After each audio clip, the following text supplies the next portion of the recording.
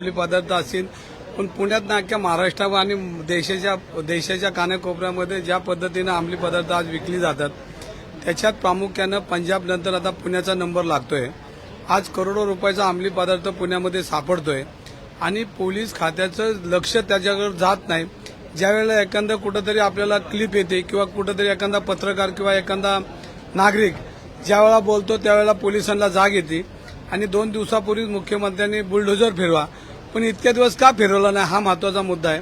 आज विधानसभेचं अधिवेशन विरोधक त्याच्यावर चर्चा करतील, त्याच्या अगोदर त्यांनी सांगितलं की बुलडोजर फिरवा, पण कुठेही अजून बुलडोजर फिरताना दिसले नाही। तात्पुरती मलमपट्टी म्हणून एखादा हॉटेलवर कारवाई केली, पण आज पुण्यामध्ये पब संस्कृती इतक्या प्रचंड प्रमाणामध्ये वाढलेली आहे। तर गेल्या 2-3 महिन्यापूर्वी एका कारने 2 मुलांना उडवलं आणि अल्पवयीन मुलगा होता आणि त्याच्यामध्ये पहिलीच एफआयआर फाडताना 2 एफआयआर फाडल्या गेल्या आणि त्याच्यामुळे पहिल्या एफआयआरमध्ये तो मुलगा सुटला आणि दुसऱ्या एफआयआरमध्ये कोर्टाने ताब्यात घेतला।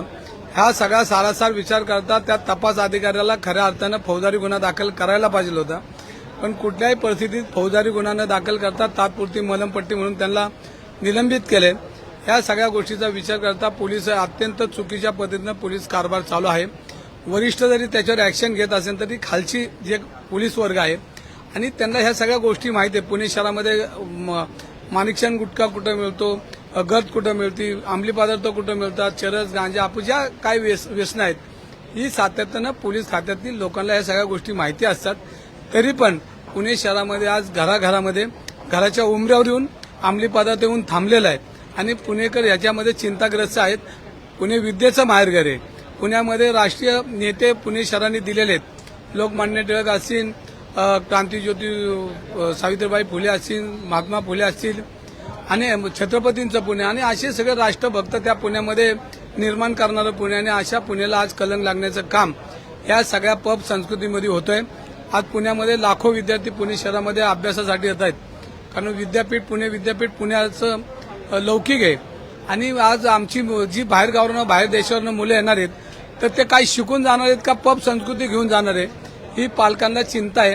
ह्याच्यापुढे पुण्यामध्ये मुलांना शिकायला पाठवायचं का नाही अशी परिस्थिती आज देशामध्ये आणि देशाच्या बाहेर जी मुलं शिकायला जातात त्यांना पडलेली आहे। तर ह्याच्यावर पोलिसांनी विचार करून यालाच धरून ज्या पद्धतीनं पोलिसांवरती आरोप केला, ज्या पद्धतीनं पुण्याच्या अनेक हॉटेल्समध्ये जे ड्रग्ज सापडले त्याला पोलिसांचंच एक कनेक्शन आहे असं म्हणायचं। आता जिथं ड्रग सापडला तिथं रात्री 3:30 वाजता सापडला, म्हणजे त्यांच्या नियमानुसार 1 वाजेपर्यंत 1:30 वाजेपर्यंत थांबतं। मग 3:30 वाजता जर एवढा धांगडधिंगा असेल तर मग पोलीस खातं पोलीस चौकी पोलीस स्टेशन हाकेच्या अंतर आहे, मग त्यांना कळलं कसं ना। म्हणजे ह्या सगळ्या गोष्टी पोलिसांच्या मेहरबारीवर चालतात आणि त्याला आशीर्वाद असतो, पण त्याच्यामध्ये काय काय आत उद्योग चालतात ते आपल्याला आपण चॅनलमध्ये बघितलंय आणि त्यामुळेच ते पोलीस जबाबदार याला। पुणे विद्येचं माहेरघर आहे, पण आता जी पब संस्कृती आहे या विरोधात पुण्यातील सर्व आमदारांनी एकत्र आलं पाहिजे असं वाटत नाही का तुम्हाला? कारण का संपूर्ण राज्यातून मुलं ही शिकायला पुण्यामध्ये येतात आणि त्यांच्या समोर असा एक नवीन आदर्श निर्माण केला जातोय। यासाठी प्रतिनिधित्व म्हणून आपण सर्व आमदारांनी एकत्र येऊन यासाठी सरकारला जाब विचारला पाहिजे असं वाटत नाही का? नुसतेच आमदारांना अख्खे पुणे शहर ह्यामध्ये उतरलं पाहिजे। मी परवाच म्हणलो की अख्खे पुणेकरांनी रस्त्यावर उतरलं पाहिजे, कायदा हातात घेतला पाहिजे, कारण पोलीस कायद्यामध्ये कमी पडतात किंवा पोलिसांची सिस्टीममध्ये काहीतरी चुका आढळतात।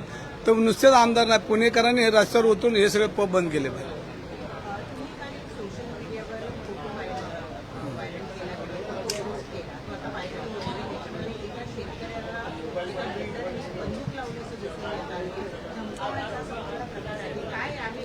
ह्याच्यामध्ये तो भोसले नावाचा कोणतरी बिल्डर आहे आणि नागरिकांना तो पैसे काही व्यवहार पूर्ण करण्यासाठी गेल्यानंतर ते बंदूक काढून त्याला मारण्याची धमकी देतात, पण ती लोकही पोलीस स्टेशनमध्ये जाऊन आले तर पोलिसांनी त्यांची कुठली तक्रार दाखल करून घेतली नाही। त्यामुळे काल मी सोशल मीडियावर ते टाकलेलं आहे आणि आता त्याच्याबद्दल मी पोलिसांना आज पत्र देणार आहे।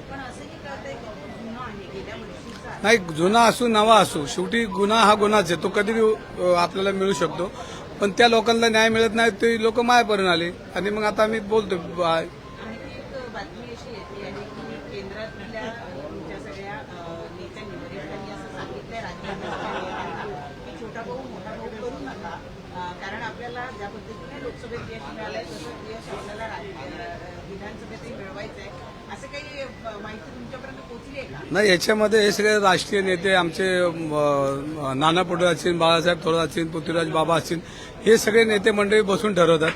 मी छोटा कार्यकर्ता आहे, त्यामुळे मला ह्याच्यामध्ये काही जास्त सांगता येणार नाही.